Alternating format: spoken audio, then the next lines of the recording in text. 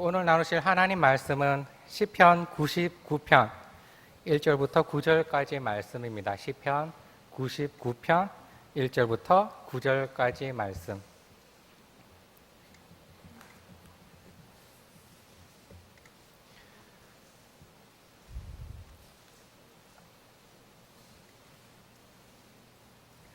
교독하시겠습니다. 여호와께서 다스리시니 만민이 떨 것이요 여호와께서 그룹 사이에 좌정하시니 땅이 흔들릴 것이로다.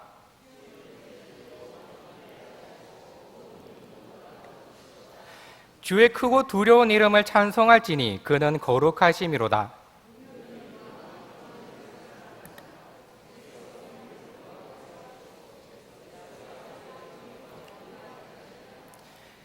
너희는 여호와 우리 하나님을 높여 그의 발등상 앞에서 경배할지어다. 그는 거룩하시도다.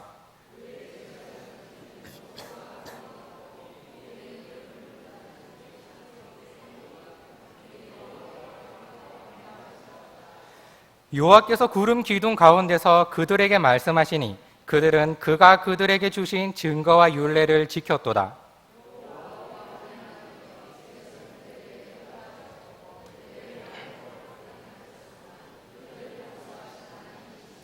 함께 읽겠습니다. 너희는 여호와 우리 하나님을 높이고 그 성산에서 예배할지어다. 여호와 우리 하나님은 거룩하심이로다. 아멘. 최근에 제가 설교한 동영상이 유튜브에 있어서 한번 틀어봤습니다. 제가 생각하는 것보다 설교할 때 말을 빠르게 하는 것 같았습니다. 그래서 조금 천천히 말해야겠다고 생각을 했고 그렇게 노력하고 있는 저의 모습을 지금 보시고 계십니다. 그런데 이것이 참으로 쉽지가 않습니다. 이것은 제가 잘 신경 쓰지 않았던 부분이기 때문입니다. 신경 쓰지 않았던 일에 대해서 신경 쓰기 시작하면 우리는 곤란하기도 합니다. 수능을 마친 고3 학생은 무엇을 할지 고민을 합니다. 수능 시험만을 위해 살다가 시험이 끝나니까 갑자기 인생이 너무 여유로워지는 탓이겠죠. 그렇게 학교를 가면 아이들이 무슨 재미있는 것들이 있나 막 살펴보고 헤매기도 합니다. 저에게도 그런 시절이 있었습니다. 수능을 마치고 학교에 갔는데 학교에서 뭐 따로 하는 거는 없었습니다. 오전에 청소를 하고 집으로 가라고 하길래 친구들과 청소를 하고 있었습니다. 복도를 쓸고 있었는데 나름 친했던 한 친구가 저에게 물어봤습니다. 교회를 가면 재미가 있어? 재미가 있었으면 교회를 다니려고 생각을 했을까요? 저는 교회가 전혀 재미가 없었기 때문에 이 질문에 너무 흔쾌하게 대답을 할 수가 있었습니다. 재미없다.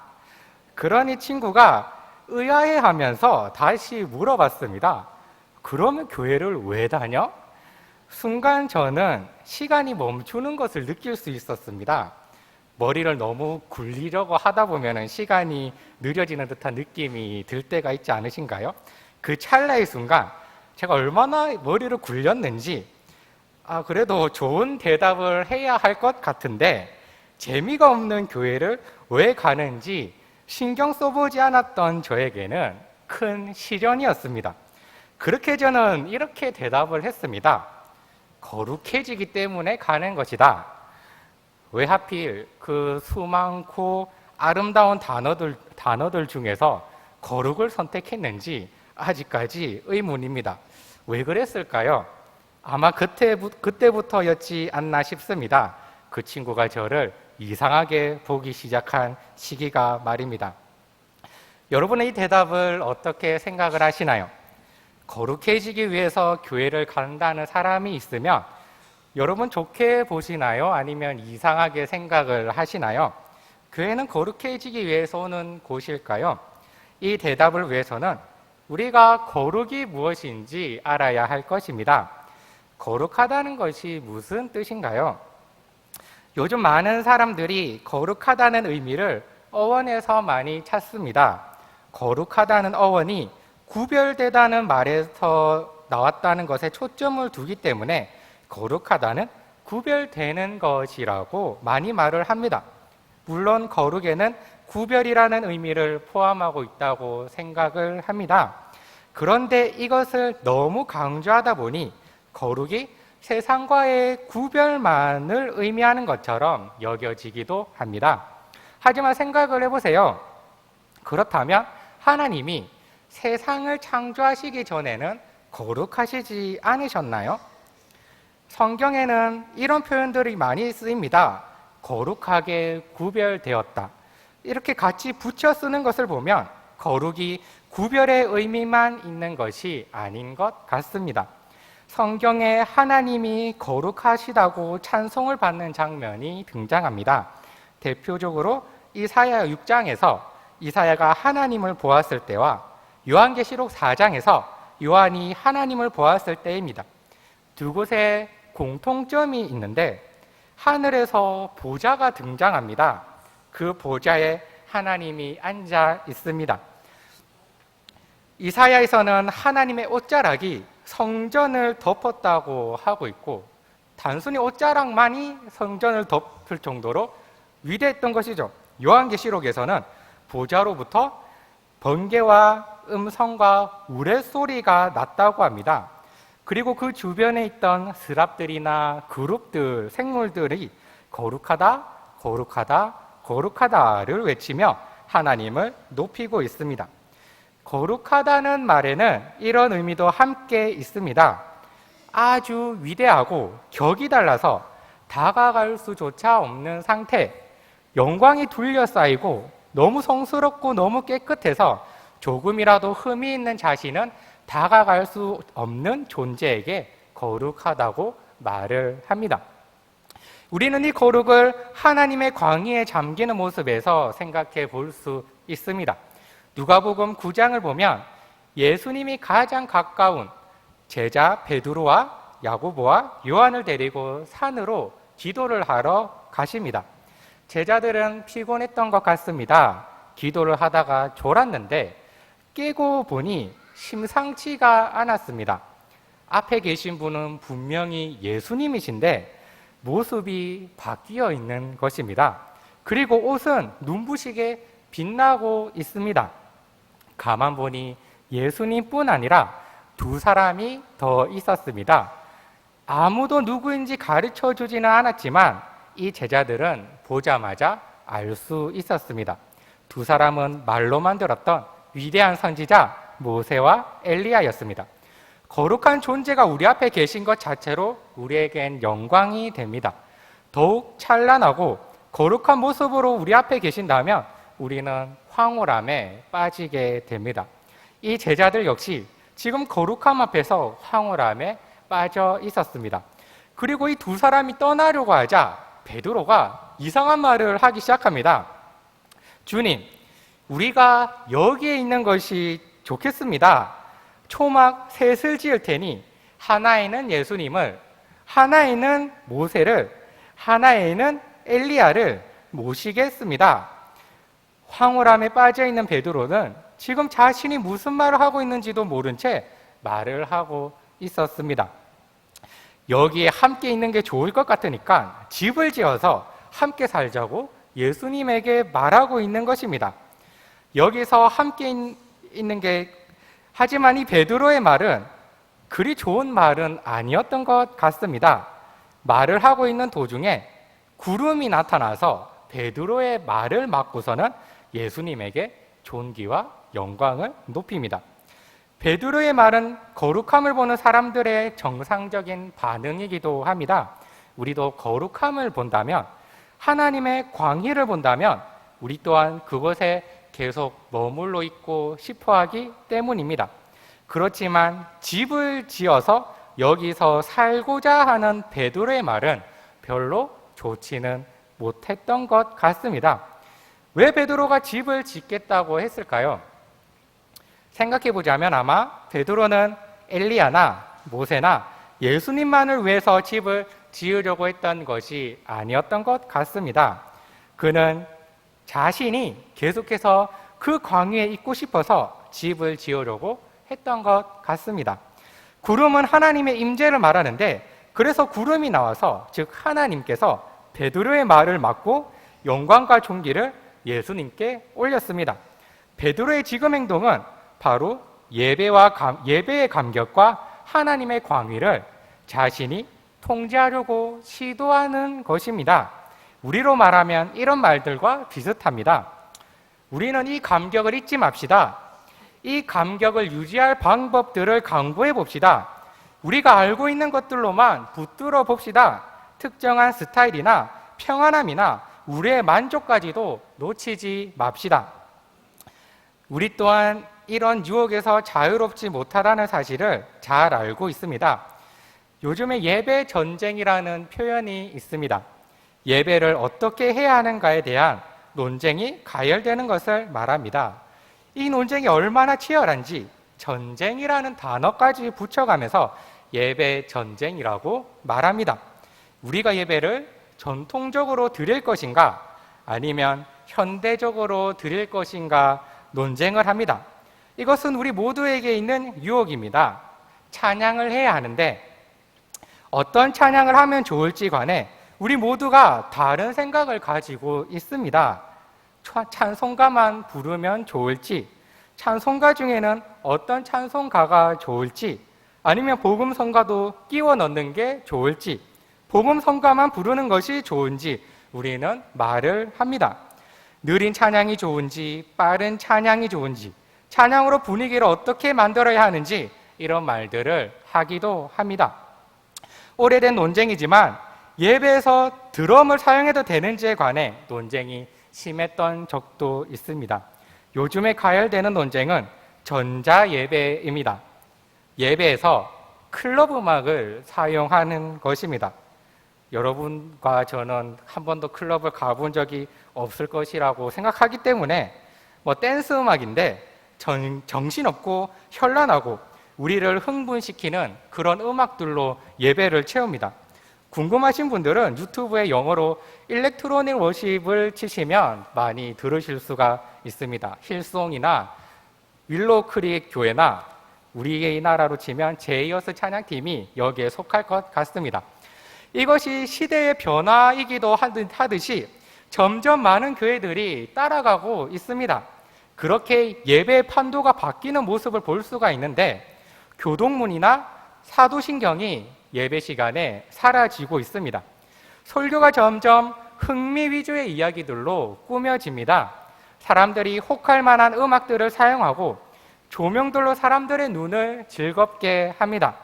몇 년 전에 대형 교회를 가봤는데 교회 광고를 사람이 나와서 인도자가 말로 광고를 하는 것이 아니라 뉴스처럼 화면에 미리 찍어두고 화면으로 틀어주더군요. 영화관에 가면 영화 시작 전에 비상대피로가 어디에 있다고 화살표를 이렇게 막 그려주는데 그것을 예배 전에 틀어줍니다. 설교가 끝날 쯤에 설교가 끝나지도 않았는데 감동적인 피아노 반주가 시작됩니다. 그리고 설교 마지막에는 감정을 자극하는 말들로 어우러져 사람들은 감동을 받고 눈물을 흘리기 시작합니다. 저도 몇 번 참석해봤는데 정말 감동적입니다. 저에게 하라고 해도 하지 못할 그런 전문가들이었습니다. 우리의 예배가 지금 바뀌고 있는 주된 이유 중 하나는 전도와 예배를 혼동하고 있기 때문입니다. 우리는 지금 예배를 드리고 있습니다. 예배에서 가장 중요한 것이 무엇인가요? 예배의 핵심이 무엇이죠? 오늘 시편은 우리에게 이런 예배에 대해서 우리에게 알려주고 있습니다. 시편 기자는 예배에 대한 전반적인 순서와 요소들을 다루고 있습니다. 먼저 하나님께서 이 땅에 내려오십니다. 1절입니다. 여호와께서 다스리시니 만민이 떨 것이요 여호와께서 그룹 사이에 좌정하시니 땅이 흔들릴 것이로다. 그룹 사이라는 말은 언약궤를 묘사하는 표현입니다. 언약궤는 하나님의 보좌입니다. 하나님께서 성전 보좌에 내려와 있는 모습, 그 모습이 위험이 있어서 땅이 흔들릴 것이고 거기에서 다스리시는 하나님을 바라보게 됩니다. 이 하나님은 실로 위대하고 모든 민족보다 높으셔서 그 거룩하심 앞에 우리가 찬송을 하라고 전하고 있습니다. 그리고 하나님께서는 자신의 백성들을 부르십니다. 4절입니다. 능력 있는 왕은 정의를 사랑하느니라.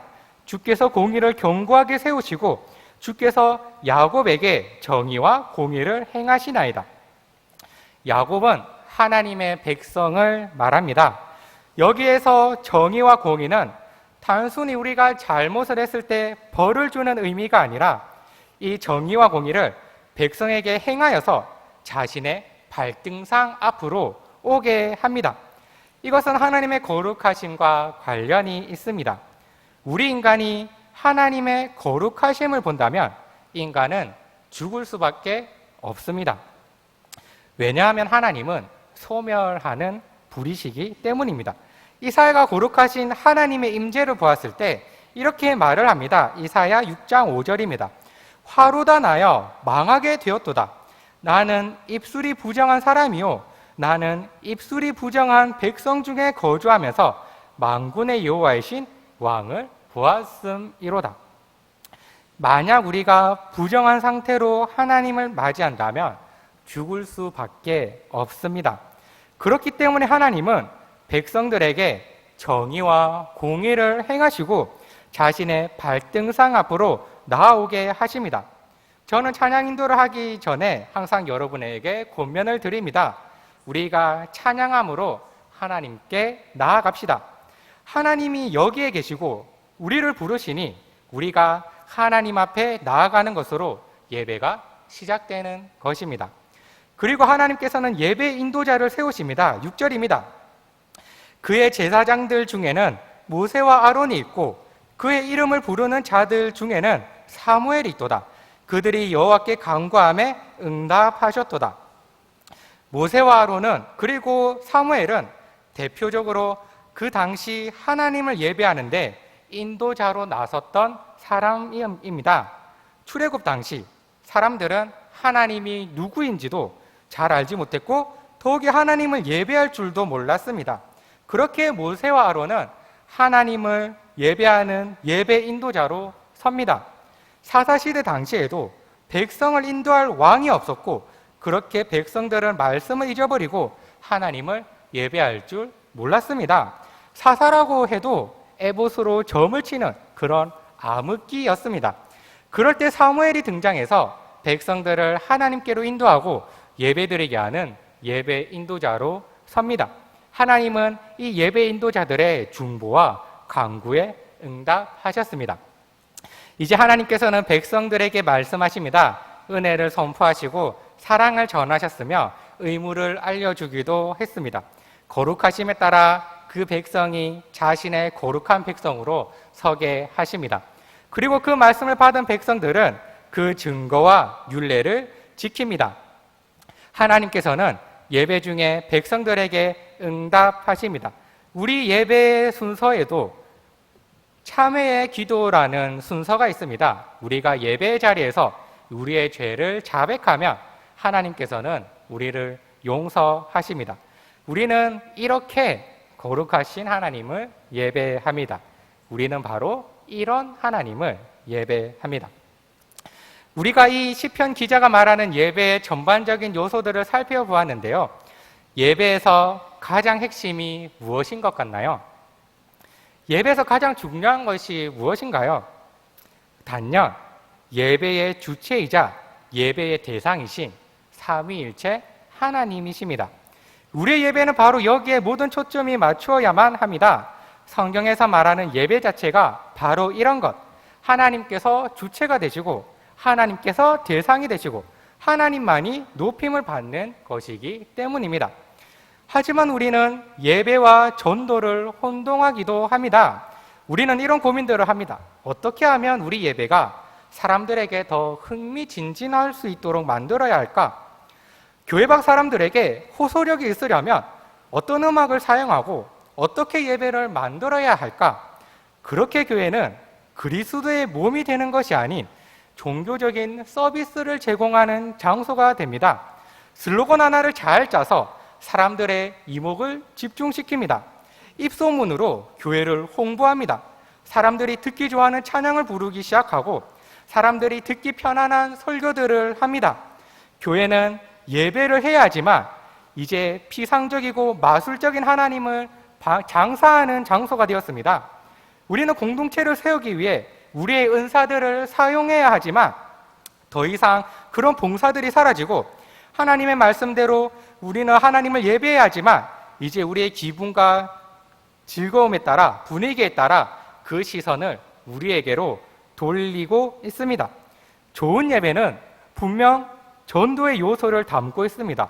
왜냐하면 하나님의 광휘에 있다면, 하나님의 임재를 경험한다면 어떤 사람이라도 그곳에 있고 싶어 하기 때문입니다. 하지만 전도가 예배의 목적이 되어서는 안 됩니다. 우리는 계속해서 고민을 합니다. 어떻게 하면 복음이 더 많은 영향을 끼치게 할까? 어떻게 하면 예배가 더 많은 사람들에게 영향을 미칠 수 있을까? 이 질문은 잘못된 것입니다. 우리의 질문은 이런 것이어야 합니다.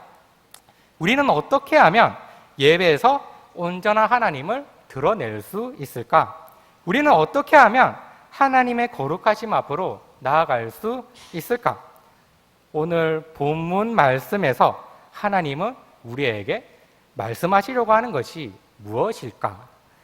요즘은 참으로 멋진 목회자들이 많습니다. 저도 연습을 좀 해야 될 것 같은데요. 목소리도 연습을 한다고 하더군요. 어떤 잘 나가는 목회자를 흉내낸다고 부지런히 연습을 하는 사람들도 있다고 합니다. 목소리를 연습하고 외모를 깔끔하게 하는 등 잘 보이게 하는 것이 잘못되었다고 말하는 것이 아닙니다. 이렇게 하는 이유가 정말로 하나님을 위해서 하는 일인지, 정말로 성도들을 하나님께로 잘 인도하기 위해서 하는 일인지, 아니면 자신의 인기와 자신의 실력으로 사람들을 끌어모으려고 하는 것인지 잘 판단해야 합니다. 마찬가지입니다. 우리가 예배드리러 오는 옷차림은 사람들에게 보이기 위한 것이 아니라 하나님 앞으로 나아가는 옷차림이 되어야 합니다. 우리가 준비하는 헌금이 보이기 위한 것이 아니라 하나님께 드리기 위한 것이 되어야 합니다. 그래서 하나님을 예배하러 오실 때 추리하게 입어도 되는지 아니면 화려하게만 입어야만 하는지 이것을 판단하기 위해서는 신학이 필요합니다. 그래서도 신학을 한 목회자, 우리에게는 담임 목사님이 중요합니다. 담임 목사님은 우리를 하나님께로 인도하시는 예배 인도자로서 하나님께로 부르심을 받고 그 사명을 감당하고 계시기 때문입니다. 그런데 우리가 저렇게 멋져지는 목회자들이 되어가는 사람들에게 단순하게 손가락질을 할 수는 없습니다. 왜냐하면 이미 우리 예배당 자체가 그렇게 되기를 요구하고 있기 때문입니다. 우리가 지난주에 연주회를 여기 앞에서 했는데 예배하는 장소에서 연주회를 해도 전혀 위화감이 없지 않으셨나요? 마치 연주회를 위해 이 장소가 마련된 것처럼 자연스러웠던 것 같습니다. 우리 교회들의 예배당 자체가 음악당의 구조를 취하고 있기 때문입니다. 모든 좌석이 이 앞을 바라보도록 설계되어 있습니다. 일반석도, 성가대석도, 방송실도, 2층도 전부 이곳만을 바라보게 만들어졌습니다.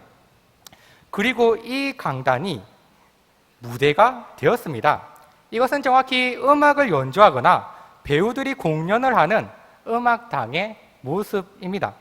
이 구조가 꼭 잘못되었다고 말하고 싶지는 않습니다. 다만 우리가 여기에 맞춰진다는 것이 문제입니다.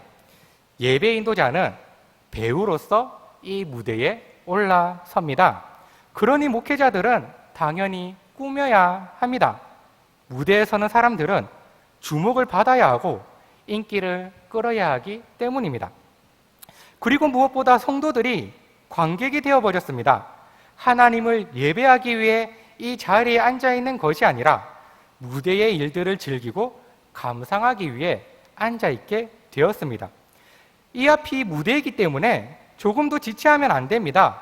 공연장에서 무대가 준비되는 동안 천막이 내려지거나 사회자가 멘트를 말하잖아요. 그 기능으로 사람들을 눈 감게 하기 위해 기도를 시키는 겁니다. 그래서 찬양 인도자가 찬양 인도를 끝내고 예배 인도자가 나올 때까지 통성 기도를 시키는데 자신이 통성 기도를 인도하면서 이 무대를 정리하고 있는 모습을 여러분 혹시 보신 적이 있지 않으신가요? 막 기도를 막 하면서 보면대로 옮겨가고 이런 일들이 우리는 볼 수가 있습니다. 하나님께서 이것을 보시고 웃기다고 생각하지 않으실까요? 하나님은 어디에도 없고 우리끼리 북치고 장구치는 이 예배가 참된 예배라고 부를 수 있을까요? 우리는 하나님이 예배의 주체이시라는 사실을 잊어서는 안 됩니다. 하나님께서 먼저 이 자리에 계셨고 그리고 우리를 부르셨고 그 부름에 우리가 응답하는 것입니다. 그래서 모든 교회들의 예배, 어떤 형태의 예배든지 예배 참석자는 그 예배 자리에서 모두가 배우가 됩니다.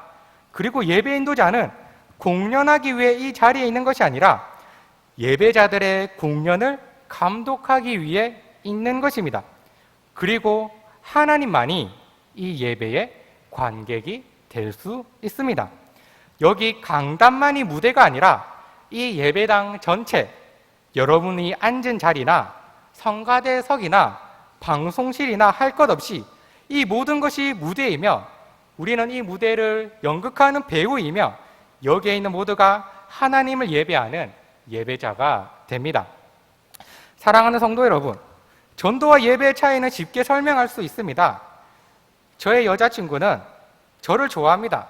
좋아하는 티가 납니다.